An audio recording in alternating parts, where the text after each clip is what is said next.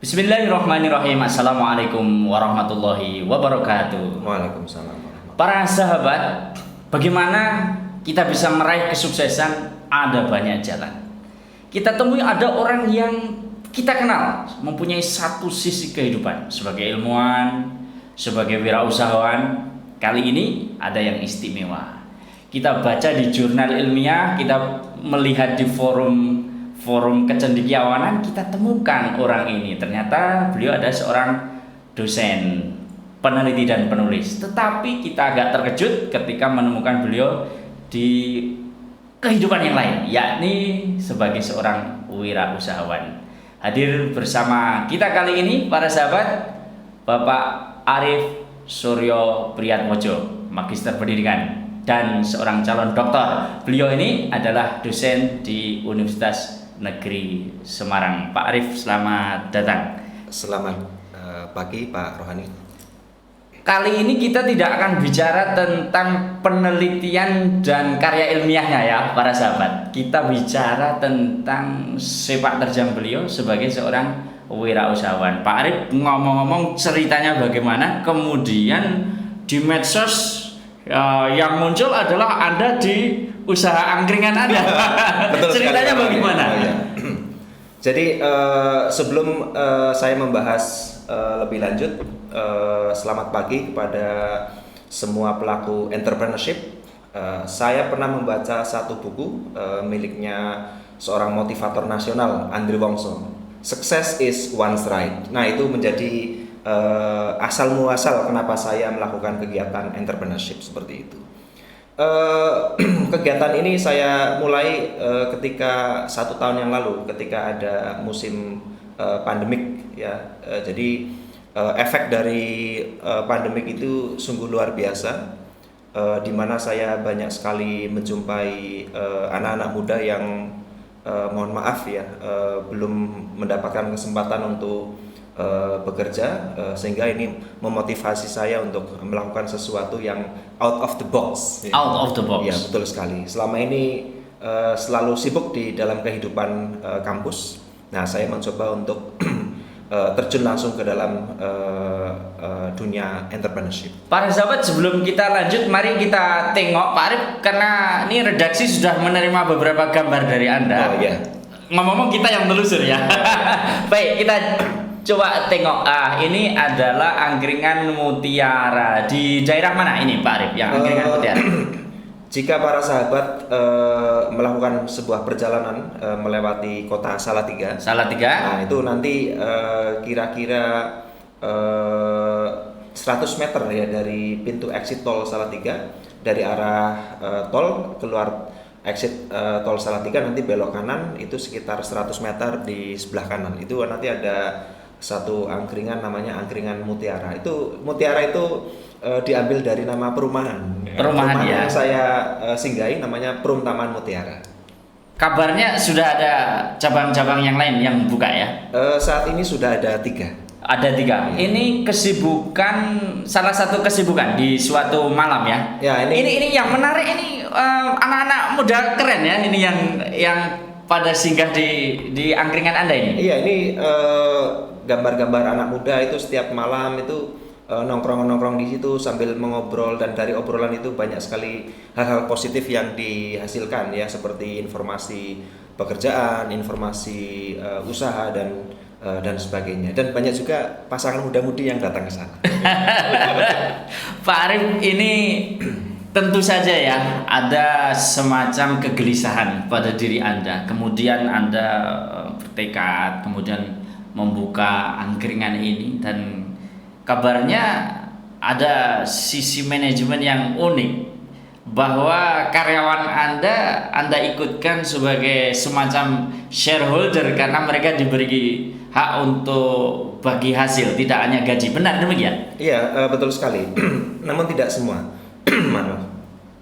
Jadi kalau yang di depan perumahan saya itu memang manajemen saya kelola sendiri, ya. Sehingga karyawan saya berikan gaji. Tetapi untuk yang cabang yang lain itu kita namanya share profit.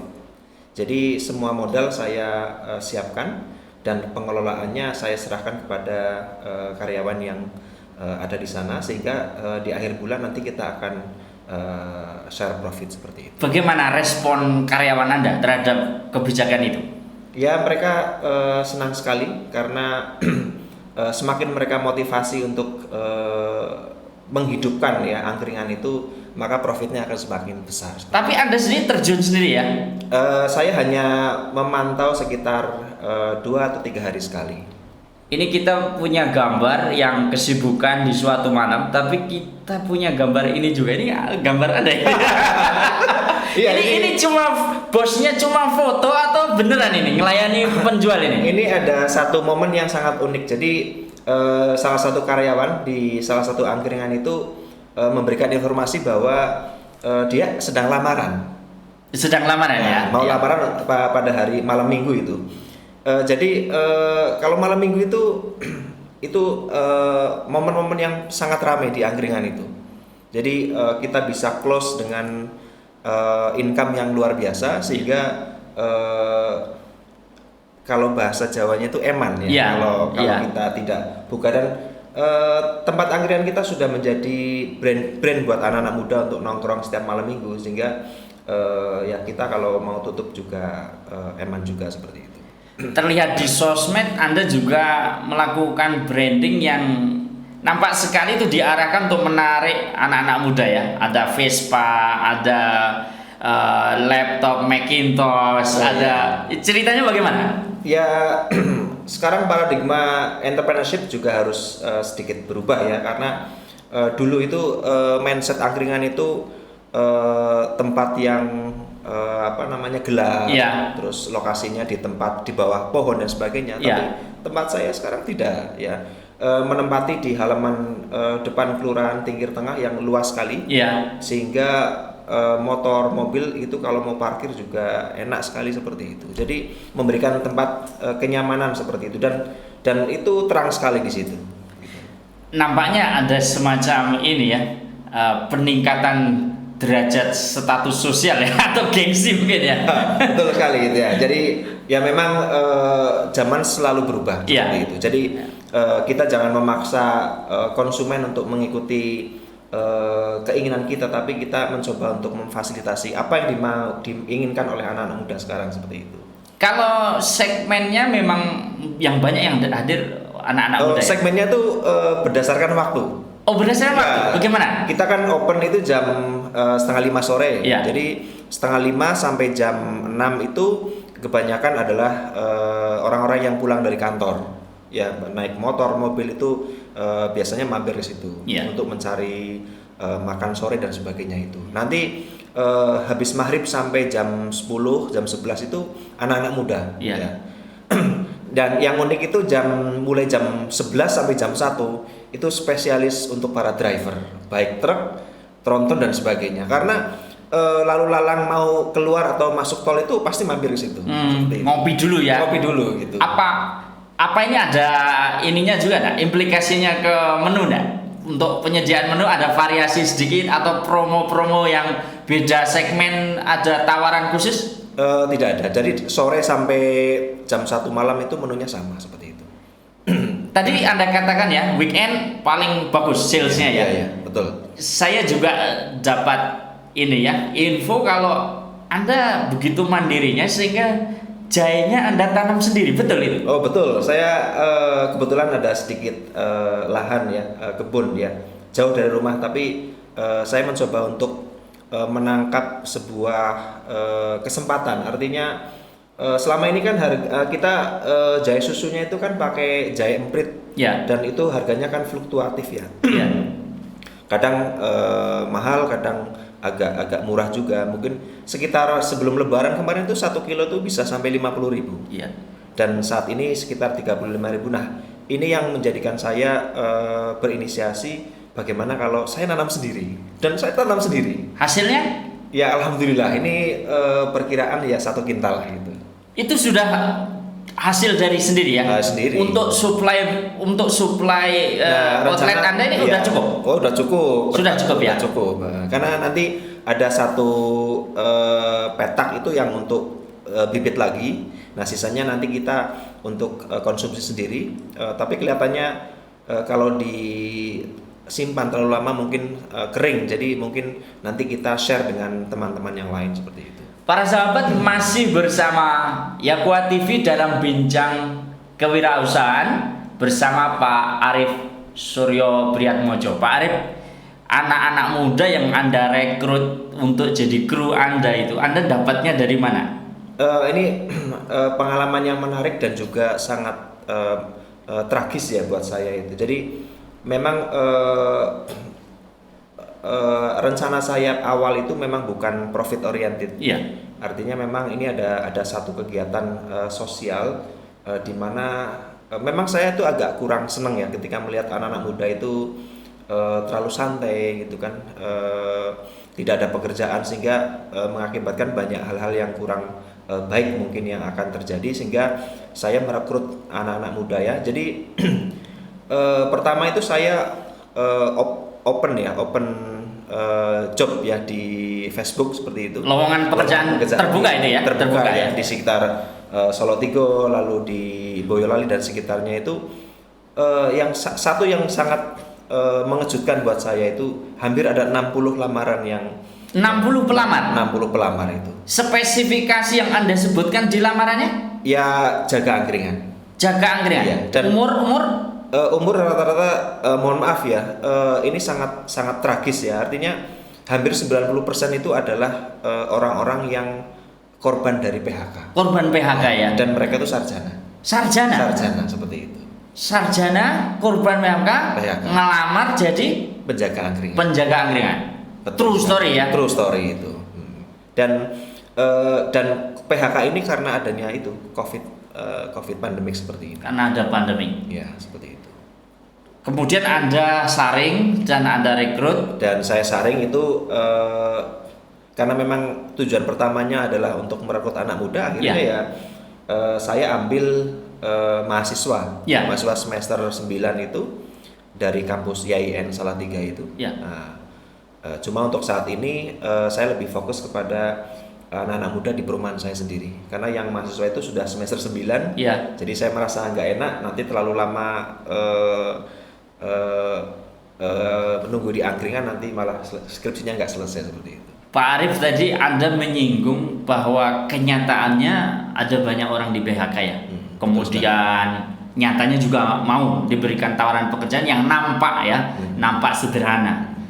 Ini artinya kan ada implikasi nyata bahwa keadaan ekonomi yang lesu itu bukan sekedar isu ya. Anda sendiri melihatnya bagaimana secara makro tentang keadaan ekonomi saat ini? Ya, saya bukan ahli ekonomi ya, cuma kebetulan yang datang ke angkringan itu banyak dari background masyarakat yang bermacam-macam. Artinya ada yang dari pengusaha, ada yang kerja di BUMN, dan ada yang dari properti. Jadi memang pandemik ini yang paling terkena imbasnya adalah bisnis-bisnis besar.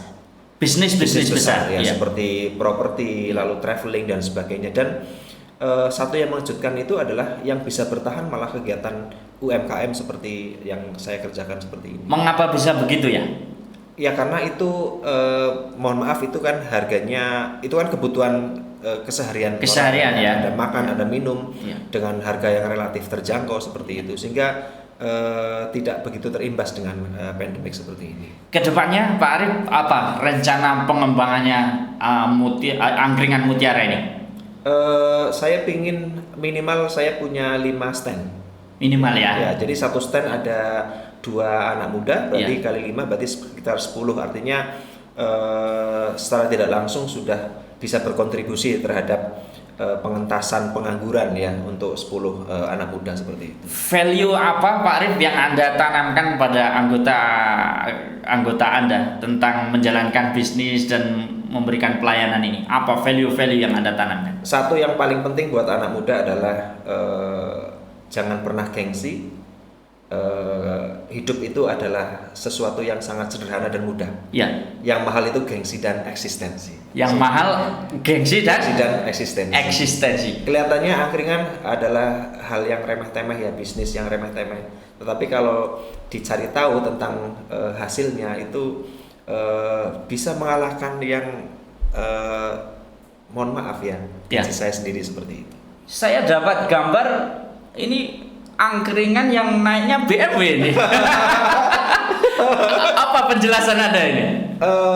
Begini ya, jadi kan Solo Tigo itu kan pusatnya, salah satu pusat kota terbesar di Indonesia yang memiliki komunitas mobil-mobil Eropa. Mobil-mobil Eropa. Jadi pusatnya mobil Eropa itu ada di Salatiga, sehingga mau tidak mau ini adalah strategi marketing saya dan juga komunikasi, sehingga saya memutuskan untuk ganti kendaraan Eropa, sehingga saya bisa masuk ke komunitas mobil-mobil Eropa Solo Tigo, dan alhamdulillah sudah banyak sekali teman-teman yang mampir ke angkringan dan kita bisa sharing tentang entrepreneurship seperti itu. Kalau pembicaraan Anda dengan anggota Anda juga dengan para pelanggan Anda sendiri selama setahun belakangan, paling tidak ya selama pandemi ini, apakah ini memberi Anda pelajaran juga, Pak Arif?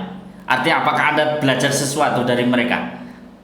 Betul, seperti ini ya, mungkin banyak orang bertanya itu, Pak Arif itu kan sudah punya pekerjaan, ya, sudah mengajar di kampus dan sebagainya, kok masih melakukan kegiatan lain yang mungkin dianggap remeh-temeh seperti itu. Tapi itu memberikan satu value buat saya sendiri. Artinya mungkin ketika saya bekerja digaji, misalnya saya mendapatkan gaji itu, saya kurang begitu menghargai dengan gaji tersebut, karena itu memang pekerjaan yang saya kerjakan sehari-hari. Tapi ketika saya terjun langsung ke dunia usaha, dalam hal ini adalah angkringan, itu saya jadi bisa lebih menghargai tentang uang seperti itu. Artinya uang itu diperoleh dengan keringat dan sebagainya. Artinya saya sekarang lebih bisa menghargai seperti itu. Kabarnya aktivitas kewirausahaan Anda ini berimbas juga pada reputasi Anda di kampus. Kemudian Anda sekarang mengajar kewirausahaan juga.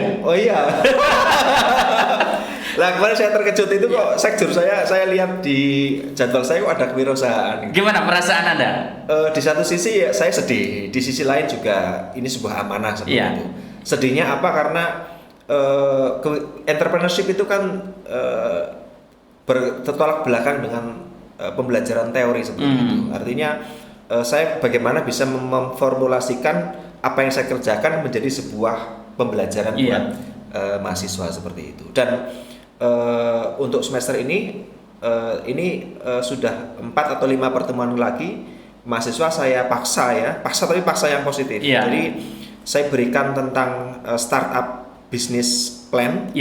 Terus saya berikan ke mereka, lalu mereka harus mengisi potensi-potensi apa yang mereka bisa kerjakan di rumah selama musim pandemik seperti ini. Dan nanti di ujian akhir itu mereka harus perform dalam hal ini, merekam kegiatan entrepreneurship secara langsung. Dan kalau itu bisa dilaksanakan, saya tidak segan-segan memberikan nilai A seperti ini. Menarik sekali. Iya, betul. Saya harap saya jadi mahasiswa Anda.